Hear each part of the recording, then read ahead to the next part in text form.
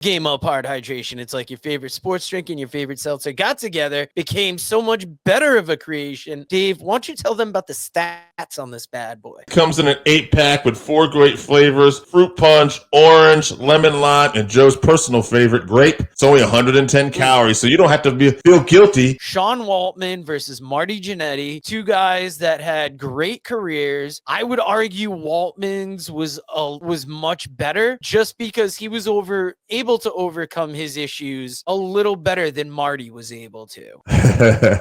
Of course, you would come up with overcoming the drug issues. I think that that's interesting.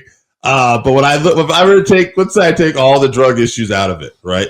And let's say we just talk about, first off, these two former tag team partners, former tag team champs together briefly. You just look at the skill set. Like Marty in his prime could go. But Waltman, he was one of those guys they said could have a great match with anybody. And I think I remember Jericho saying once when he was struggling with the WWE system, they put him in there with Sean Waltman and they said, put him in there with the Kid. If he can't have a match with Kid, then he can't have a good match with anybody. I'm going to give it to Waltman too, but here's why. Because at the end of the day, even though Marty was a former Intercontinental Champion, although briefly, Waltman was a part of two very legendary groups. He was a part of the NWO. He was one of the earlier members in its day. And of course, he was part of the Generation X with Triple H, and it was him coming over from WCW with that night after WrestleMania 14 that really, really helped kickstart everything, and then at the end of that show with the Outlaws and everything. So, just being a part of those two factions right there, and I think he's got 2 Hall of Fame rings now because of that. I'm going to give Waltman the edge here. Yeah, I'm going to give Waltman the edge, and I only brought up the drugs at the beginning because what I was thinking in my head was that Marty had a much shorter career. Sean Waltman, despite everything that went on, was able to go through